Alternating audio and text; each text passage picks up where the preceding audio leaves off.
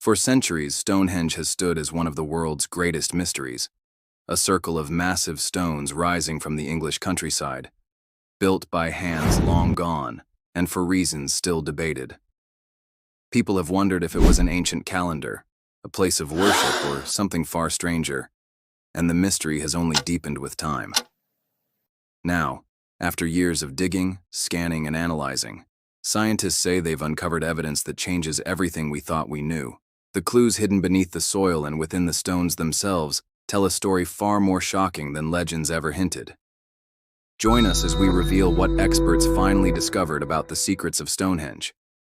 The Stonehenge mystery may finally be solved by science, but it is far stranger than myth. For centuries, Stonehenge's towering stones and smaller bluestones have sparked fierce debate among historians and archaeologists alike. One of the greatest puzzles was the origin of these smaller bluestones, and at the center of the mystery was a single rock, the Newall boulder. Unearthed about a century ago, this football-sized stone divided experts for decades, raising the question of whether it arrived naturally or was deliberately hauled by humans more than 5,000 years ago. A research team led by Professor Richard Bevans of Aberystwyth University set out to solve this riddle once and for all.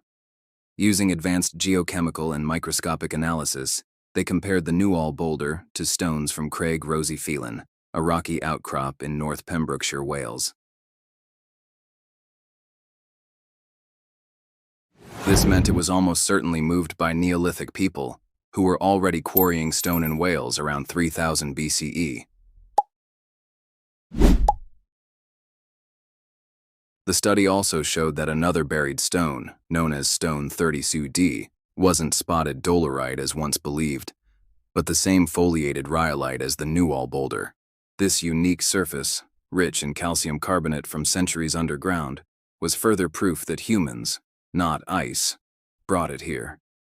Moving these stones, some weighing over 3 tons, from Wales to Salisbury Plain would have been a monumental achievement.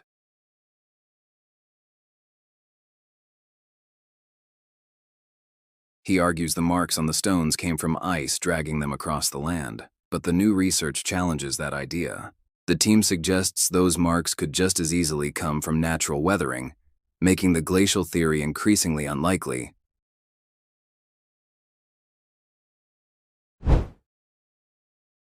The researchers concluded bluntly that the glacier theory has no basis in evidence and called it misleading. Unless we believe the slabs just happened to be lying perfectly in place, humans must have moved them, whether a few meters or hundreds of kilometers. If ancient people could handle the massive sarsens, some weighing up to 40 tons, then shifting bluestones weighing 2 or 3 tons would have been far less demanding. The sarsens, towering more than 7 meters high and weighing 20 tons each, came from West Woods in Wiltshire, just 20 miles away.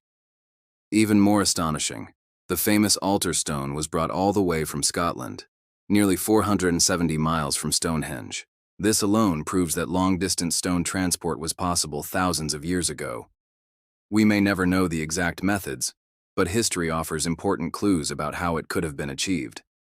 Indigenous communities in more recent times have moved multi-ton stones using ropes, wooden sledges, and trackways, tools already available in the Neolithic era.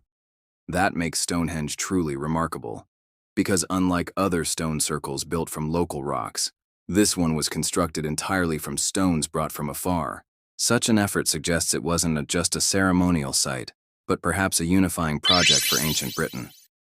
It may have been a political and spiritual statement carved in stone, linking people to their ancestors and the cosmos.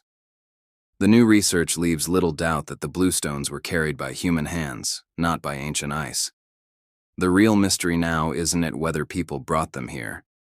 It's why they went to such extraordinary lengths to do it. But what if Stonehenge's true purpose was far more precise than ritual alone? Could it have been one of the world's earliest solar calendars? Professor Timothy Darville of Bournemouth University believes that's exactly what it was.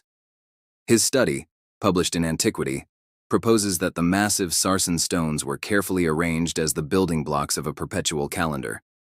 This calendar was based on the solar year of 365.25 days, remarkably advanced for a society without writing. Darvill's analysis shows the trilithons, the Sarsen circle, and the station stone rectangle were all put in place between 2620 and 2480 BCE, and they've remained unmoved ever since. The Sarsen circle consisted of 30 upright stones linked by 30 lintels, forming a complete circuit. Each stone represented one day of a Neolithic month, with 30 days divided into 3 weeks of 10. Stones S11 and S21 broke the pattern slightly, marking the start of the second and third weeks. 12 cycles of 30 days gave 360 days in a year, but what about the missing 5 days? Those were represented by the 5 massive stones of the trilithon horseshoe at the center. Arranged from smallest to largest, they accounted for the final 5 festival days of the year. Even more impressive, the builders may have accounted for leap years. The 4 station stones, arranged in a rectangle on the outer perimeter, allowed for the addition of an extra day every 4th year. This made Stonehenge a sophisticated timekeeping system, guiding farming, rituals, and the very rhythm of life. In a non-literate culture, carving a calendar directly into stone made perfect sense, anchoring both survival and belief. Stonehenge was not only a meeting place, but a time machine of stone connecting earth, sky, and people with astonishing precision. But its secrets weren't just visual. Some you could actually hear. A team of acoustics engineers at the University of Salford revealed Stonehenge was designed to shape sound in extraordinary ways. They built a 1/12 scale replica, using laser scans to reconstruct every missing stone in its ancient position. The model, called Minihenge, was tested in a special acoustic chamber, using sound 12 times higher than normal to match scale. Inside the circle, voices carried with clarity, amplified by more than 4 decibels while outside noise was blocked. Conversations or music played at the center could be heard perfectly within, but barely at all beyond the stones. This suggested rituals and ceremonies were meant for a select few inside, while the larger community only watched from outside. The monument's size impressed the many, but its sound was reserved for the chosen. Some researchers even discovered that smaller stones produced resonant tones when struck, like natural gongs. In 2013, musicians recreated these ringing stones as a giant xylophone, showing Stonehenge may once have hosted otherworldly music. If true, it was not just a solar temple, but a theater of sound and stone, combining sight, song, and cosmic meaning. Yet beyond science lies the powerful pull of legend. In medieval lore, Stonehenge was said to be built not by humans at all, but by magic.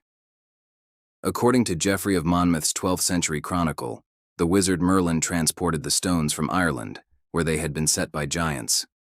With a wave of his spells, he lifted them across the sea and set them in Salisbury Plain to honor fallen kings. For centuries, people genuinely believed giants, wizards, or even survivors of Atlantis raised the stones. Today we know Merlin's tale is only myth, yet the site's spiritual aura remains strong.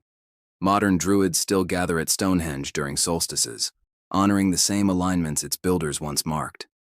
In truth, the stones align with the rising sun of summer and the setting sun of winter, showing deep astronomical knowledge. But there may also be a lunar connection, one even more mysterious.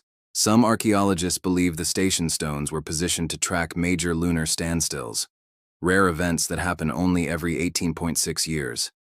During these times, the moon rises and sets at its most extreme points, creating a cosmic cycle that takes decades to observe.